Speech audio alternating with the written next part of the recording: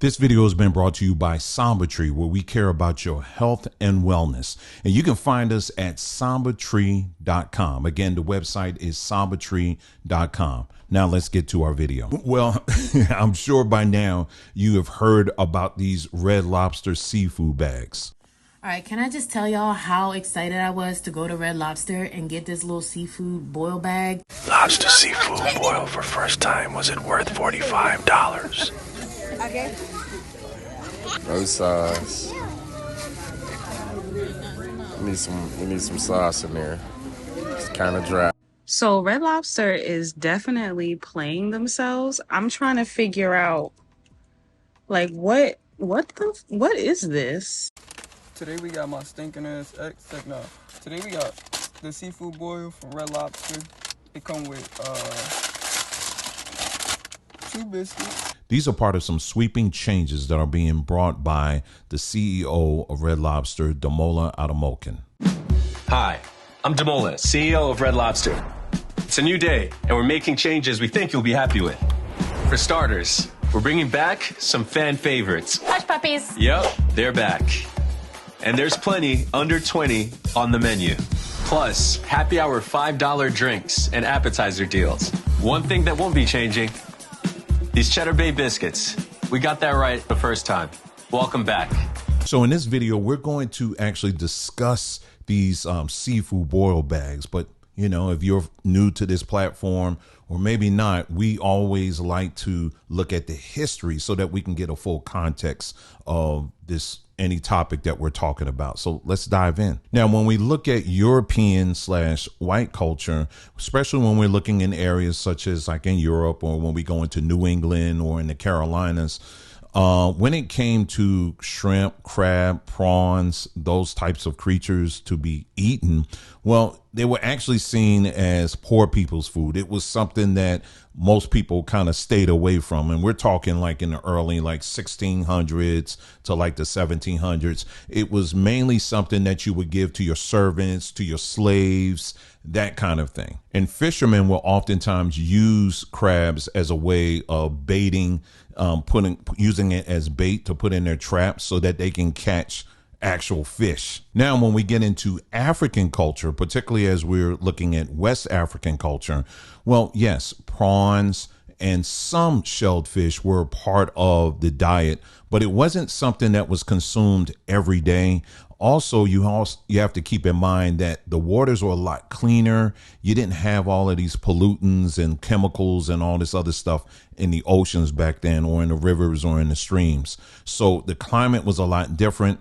Plus, like I said, the fact it wasn't something that was consumed all the time. It was only on certain occasions. And certainly when you look at the history of lobster consumption in the West African region, it was something that you rarely heard about. There was not enough historical documentation that shows that it was something that was widely consumed. It was, in fact, you'll barely hear anybody talking about it going back into ancient times. Okay, so now in this part of the video, we're going to actually get into the contents of the bag itself. Well, the first thing that I'm sure many of you have heard, maybe some of you hadn't, or maybe you've heard it and you just ignored it.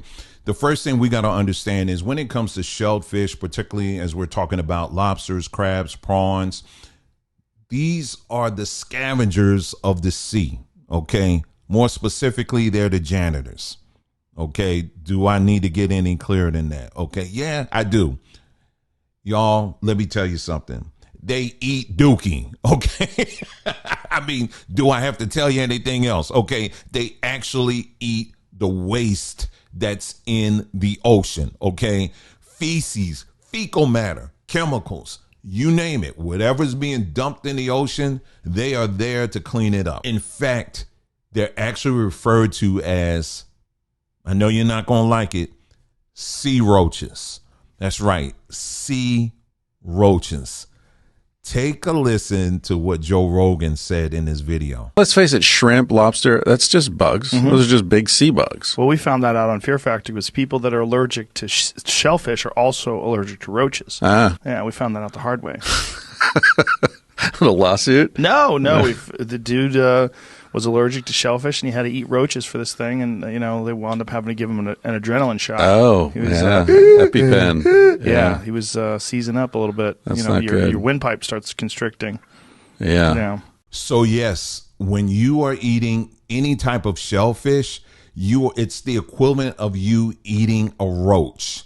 And I'm going to make sure you're looking at these video clips and I'm showing you this B-roll so that you really get it. You are eating roaches, okay? They just are roaches that live in the ocean, and they are scavengers. They eat all the trash. They eat all of that stuff. And what happens is when they consume it and you consume it, well, guess what? All of that trash is getting into you. So all of those plastics, pharmaceutical runoff, everything, when someone throws up, when someone takes a pee, all of that stuff, they are taking it. And that's just coming from humans. But but also the waste that's coming from other fish, all of that. Their responsibility is to clean the oceans, to clean our waterways. Now, the second point that I definitely want to raise that's very important, particularly for us as melanated people, black folks, right, is in fact that it's, when we talk about inflammation is something that disproportionately impacts us. And particularly when it comes to seafood allergies, we tend to rank pretty high on the top of the scale when it comes to seafood allergies. Things like inflammation, leaky gut, skin issues, asthma. All of these things can be tied to eating shellfish.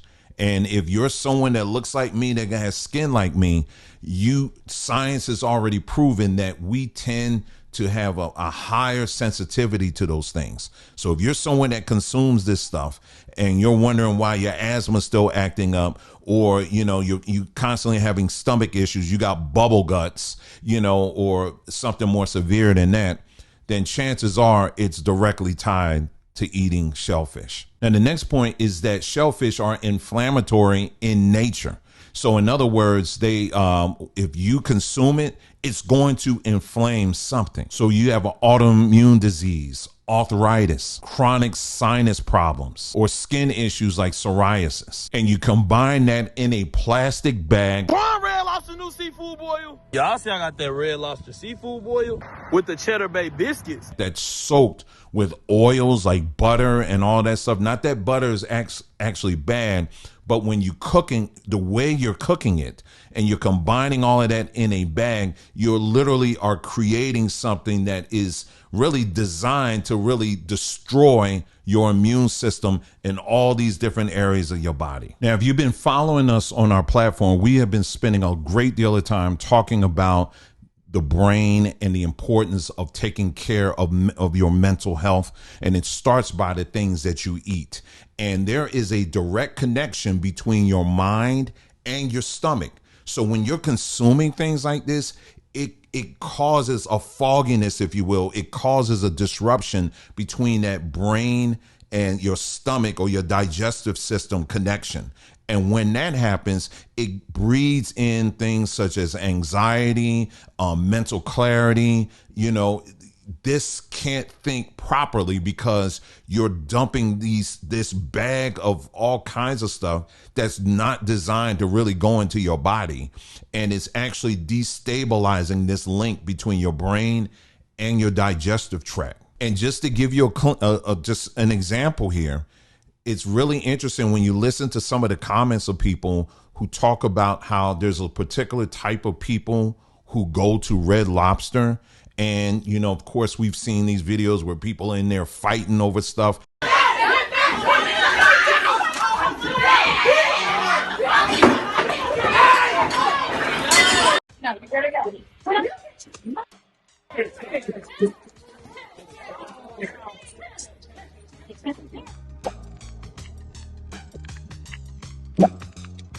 And not just Red Lobster, but other, restaurants as well. And a lot of times these fights and stuff are started off by something simple. You know what I mean? It's a certain mindset. Well, look at the food that they're eating. If you're eating this type of food, it's literally causing this disruption that's causing you, that's contributing to the factor that's causing people to just flip out on some of the most simplest and dumbest of things. Another thing I forgot to mention is hormonal health. It has an impact on hormonal health as well. So for particularly our sisters, our ladies in the house as well, this is something, and even if you're pregnant, please, this is not something for you. And now it's been said that people who have highly melanated bodies like yours truly, our bodies, we may be able to take on a little bit more toxic stuff, how it can process it a little bit better than people who don't have as much melanin. However, it does tend to linger a little bit longer, especially in your lymphatic system. Now, that's the last thing you want to happen, is to have toxic stuff lingering in your lymphatic system, because your lymphatic system is there to flush things out. And if you're constantly putting this stuff in, well, it's going to contribute to a lot of other unfortunate things in your health. Now, let's talk about the bag itself. Okay. Let's talk about, I'm going to leave the corn and the potatoes alone. Okay. But the bag itself still is something that we got to talk about. Now, the bag itself, the way they cook it, they actually put it in all these contents in the bag, all that shellfish, the potatoes, the sausage, the different vegetables or whatever else they put in there. They put it in a bag and then they put it in a microwave. Now, once all of this stuff is put in this bag, it's placed in a microwave.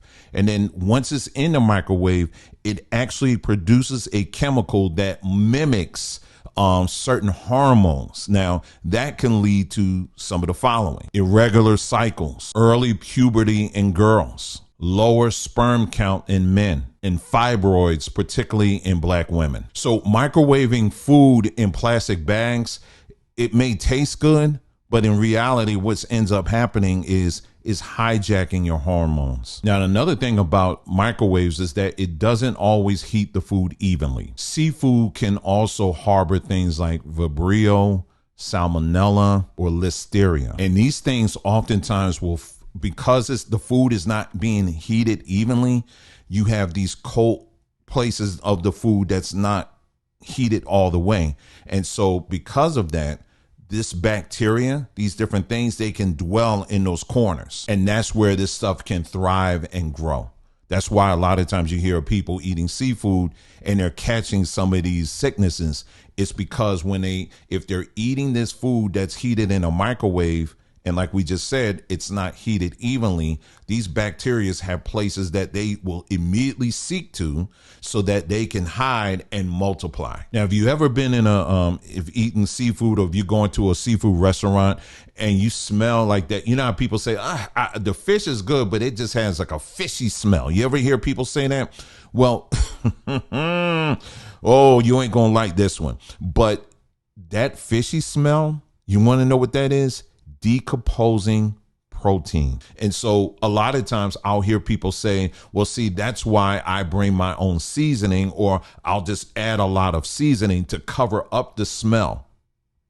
That doesn't get away. You're not getting away from the fact that you're eating decomposing protein, something that's dying, or it can be histamine buildup. Another thing that microwaves do, just in general, not just with seafood, but just in anything you heat in there in general, it literally changes the protein structure. And so a lot of times I've heard people, who've eaten this, the seafood, for example, like at places like Red Lobster, one of the complaints I've heard people say is that it tastes rubbery. Case in point. Man, what the hell is this? I came in for a seafood boil. Y'all gave me boiled disappointment. Ain't no snap, no seasoning, just sadness and soggy shell. Shrimp was rubbery like it owed me money and didn't want to talk about it. Sausage tasted like it was microwave next to cologne. Hell, I bit into that corn and my tooth filed for workers' comp. That's what it does. Your food isn't supposed to be tasting rubbery. It's literally the microwave that's changing the structure of this food. Now, this also can lead to digestive stress, and it also can lead to potential immune dangers. It's some of the things I was talking about earlier. Now, if you haven't seen the other video I did some time ago, this was probably a couple of years ago, maybe a few years ago. I actually did a video on swai. That's a fish a whole nother fish that a lot of people unfortunately turn to. Anytime when you go to a restaurant and they'll say white fish, you need to be very specific, because most fish, when you cut it open, it's white. So you need to find out exactly, okay, what type of fish it is. So if it's, swai, you definitely want to check out this video. So my closing thought really is this, is that yes, who doesn't enjoy tasty food? I mean, I'm definitely one of those many people out there that love tasty food, but we're in a time right now where we're going to have to start paying attention to literally everything. When you're here on social media, everybody and their mama likes to expose the latest conspiracy theory, coming from the government or coming from some kind of institution or whatever. But I would argue that one of the biggest conspiracies right now facing us, particularly as black folks, is the conspiracy on our kitchen tables. It's the conspiracy that we choose, of what we choose to put in our mouths.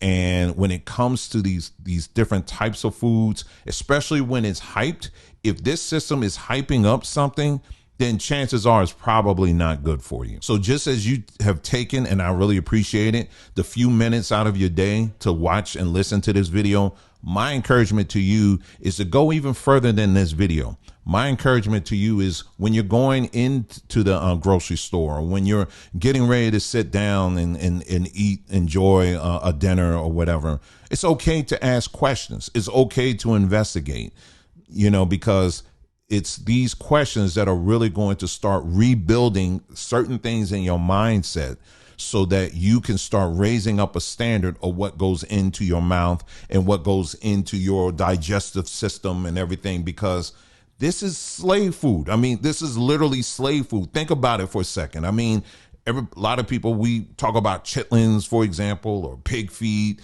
and you don't hear too many people talking about those things now, but there is still a significant number of people who do eat those things. But when it comes to seafood, a lot of the seafood, and specifically, I'm talking specifically shellfish, we're talking about living beings whose sole purpose is to clean the ocean.